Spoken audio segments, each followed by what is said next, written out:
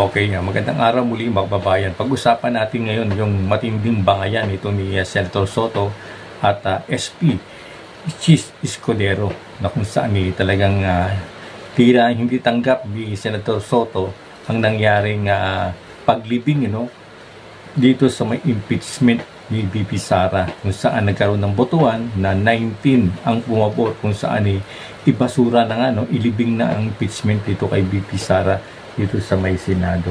Ayan, para tilang hindi tanggap dito ni Senator Soto, kaya hindi siya tumitigil magdakdak at banatan itong mga kapwa niya senador, na kung saan pumabor nga sa pagbasura, pagbibing sa impeachment ni VP Sara. Kaya sa mga patutsada ni Soto ay sumagot nga itong si Senator Chis Escudero, at tila nga nagkakaroon na mainit silang batuhan ng pananalita, at tila siguro si Soto ay sabi matagal ng senador yan, at siguro yun ang naano niya sa sarili niya na mas magaling siya kay Chis Escudero. Wala siyang magagawa kasi Chis Escudero siya ngayon ang SP nitong Senado, Kaya ito mga kababayan, pakinggan natin itong reaction video ni General Viewpoint, at makikita po natin dito kung paano binanatan ni Chis Escudero itong si Senator Soto. Ayan, dapat maghintay na lang sila mga kababayan, 6 na buwan na lang naman, pwede silang mag-file ng panibagong impeachment. Hindi Sara, dapat gawin niya sa tamang proseso, tamang proseso na kung saan maging hindi mamadaliin para ma-approve, hindi mabirya yung sakaling mag-start itong impeachment nito mga kababayan. Pakinggan po natin mga kababayan itong video ni General Viewpoint. Magandang araw mga kaibigan. Bigyan natin ngayon ng opinion, reaction itong article ng Daily Tribune. Tungkol ito sa umiinit na bangayan ni na Senate President Chis Escudero at saka Minority Leader Tito Soto, Senator Soto. Okay, title. Soto on taking sides. I'm not like my colleagues. Hindi ako katulad ninyo. Ito. Senate Minority Leader Vicente Soto III on Monday took a swipe at Senate President Francis Chis Escudero for seemingly targeting him after Soto reacted to proposals for revising the Philippine Constitution following the archiving of the articles of impeachment. Okay. Diba, yung botohan sa Senado, 19-1, na ibaol na. Naitago na ang impeachment. Yan, may mga proposal na, charter change na yan. Babaguhin ang konstitusyon. Biglang pumabor. Nagpahayag si Senator Soto, pabor daw siya na baguhin ang konstitusyon kung tuluyan ng ibasura ang Korte Suprema yung motion for reconsideration. Grabe naman ay. Okay. Escudero, in his official X account, advised Soto to take it easy when Soto was quoted in a news report as saying he would be in favor of revising the Constitution should the Supreme Court decide with finality to junk VP Sara's impeachment. Talagang hindi na sila makatulog-tulog. Atat sila na matuloy ang impeachment trial. Bakit hindi sila makapaghintay ng 6 months? Dahil hindi naman inabsuelto ng Korte Suprema si VP Sara. Nandun pa rin yung akusasyon.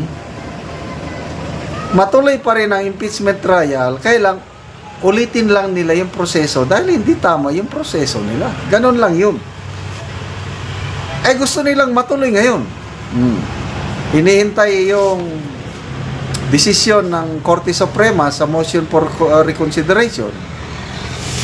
In kaso lang na i-dismiss o i-reject ng Korte Suprema yung motion for reconsideration, ang gagawin nila, i-revise na daw ang konstitusyon. Ay nako, charter change na. Okay.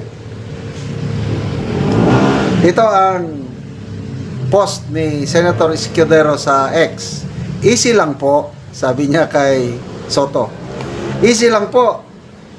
Kinampihan na nga po ninyo ang impeachment ng HOR at ni Speaker Martin, maski sabi ng Supreme Court unconstitutional. Ngayon naman po, kinampihan na din nyo ang chacha o charter change ng House of Representatives at ni Speaker Romualdez.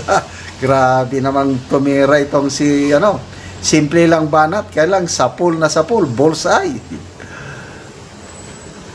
With this, Soto struck back and said, bumelta, what I said was, if the Supreme Court ruling stands as is, and the Constitution is amended by merely a Supreme Court decision, then I will consider supporting a Constituent Assembly or a Constitutional Convention to rewrite Article 11 of the Constitution because the requirements written in the Supreme Court decision is impossible to meet.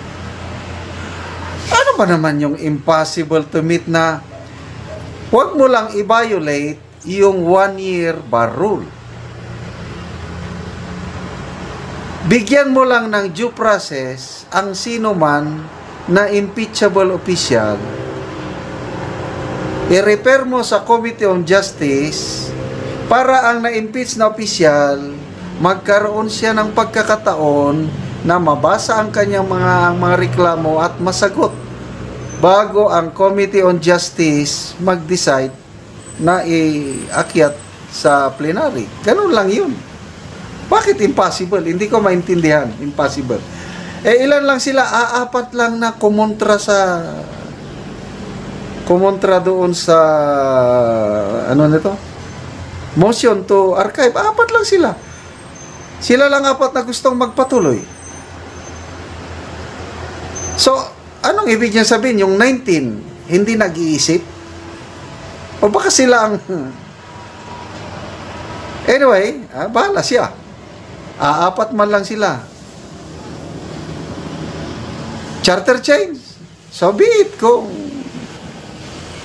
maraming senador na papabor, kailan kung aapat lang kayo, sorry na lang, wala kayong magagawa. Sabi niya, wala akong kinakampihan tulad nila. Ang kinakampihan ko ay ang konstitusyon. Niniwala ba kayo na konstitusyon ang kanyang kinakampihan? Bahala ng taong bayan. Si Senator Escudero, sinabi niya na prangkahan na hindi niya gusto si VP Sara. So hindi siya Duterte supporter. Independent lang siya. Ang kanya lang is due process. Sinusuportahan niya ang desisyon ng Supreme Court. Masama ba yun? O ngayon, granting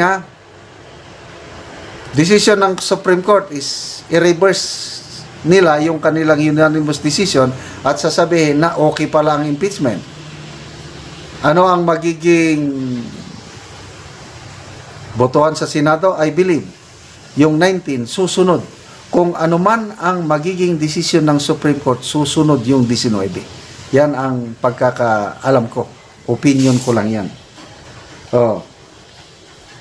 So, charter change na naman. Nako, Diyos ko. Wala na yan. Hindi na yan mabebenta. Tanggapin nyo na lang na talunan kayo sa unang round. Total, may second round pa naman. Gustong-gusto naming makapanood ng bloodbath. Kaya sana ayusin nyo na sa susunod na pag-file nyo ng impeachment complaint para makapanood kami ng bloodbath na gustong-gusto naman ni BP Inday Sara.